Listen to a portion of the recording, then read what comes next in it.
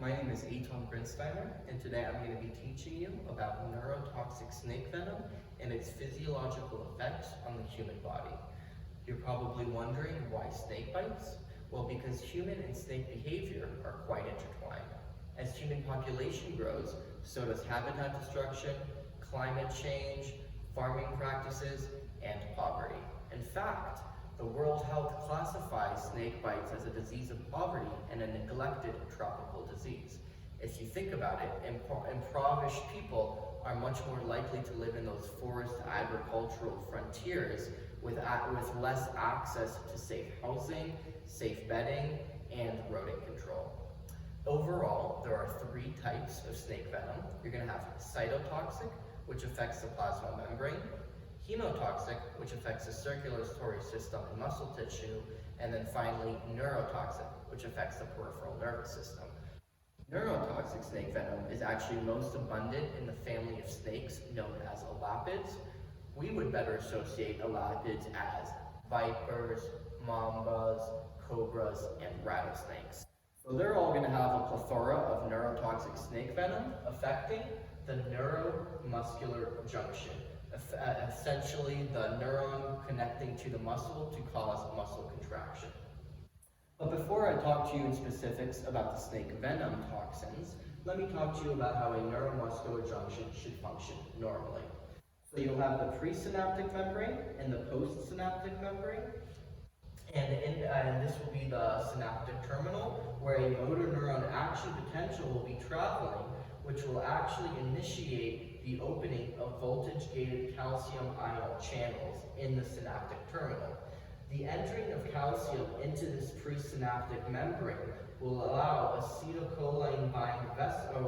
vesicles with acetylcholine inside to exit into the synaptic cleft via exocytosis. Now, two molecules of acetylcholine will bind to this nicotinic acetylcholine receptors, ultimately opening up the receptor gates, which will allow an influx of sodium ions. This will cause a graded potential in the motor end plate, which will essentially cause the voltage-gated potassium and sodium ion channels to open. Once these voltage-gated ion channels open, that will be enough to propagate an action potential down the muscle fiber and initiate that cross-bridge cycling, which is responsible for muscle contraction.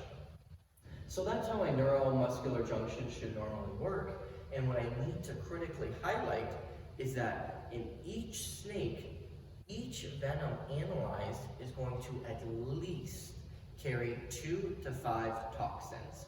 So let's just look at just one of these toxins. Let's say you're envenomated by a rattlesnake. A rattlesnake will possess the Mojave toxin, which is a presynaptic ion blocker. So if you're envenomated, that venom is going to travel down and bind to this voltage-gated ion channel in the presynaptic membrane. This will prevent calcium from flowing in, which will prevent acetylcholine from being released, binding to the nicotine acetylcholine receptor, causing that action potential propagation.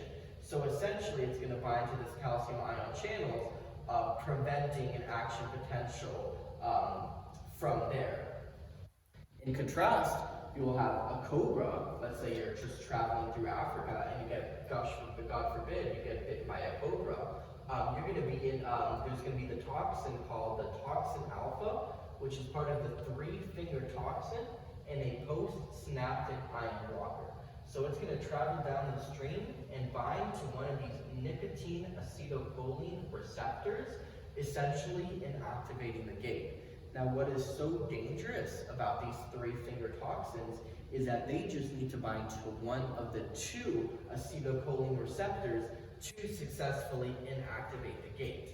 Now, once the gate is successfully inactivated, sodium won't flow into the postsynaptic membrane, which will no longer cause a graded potential, which then will open up the voltage-gated potassium and sodium ion channels, which will then not create an action potential, which will not release that calcium that is so necessary for cross-bridge cycling and muscle contraction. So this is what happens on a cellular microscopic level when we're looking at neurotoxic snake venom. Let's zoom out a bit and look at what happens to the body as a whole. When you're first envenomated, the first symptoms are going to be bilateral ptosis and diplopia. Ptosis is just when you're unable to lift your eyelid, and diplopia is double vision. It's going to then travel downward, causing facial weakness and numbness, which will then travel down to the neck and bulbar muscles, causing weakness, and finally to the respiratory muscles, inactivating the respiratory muscles.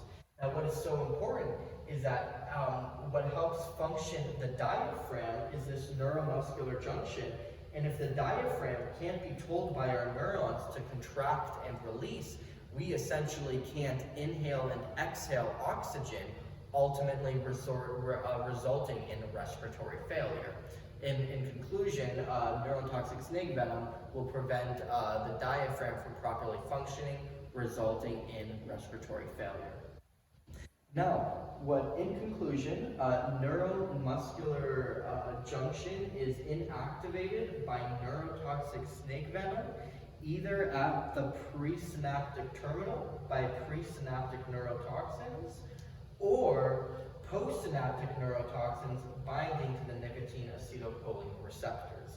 These were just two toxins we discussed, and it's so important to mention that only a small proportion of toxins have been isolated and characterized, while exact physiological pathways and mechanisms remain unknown.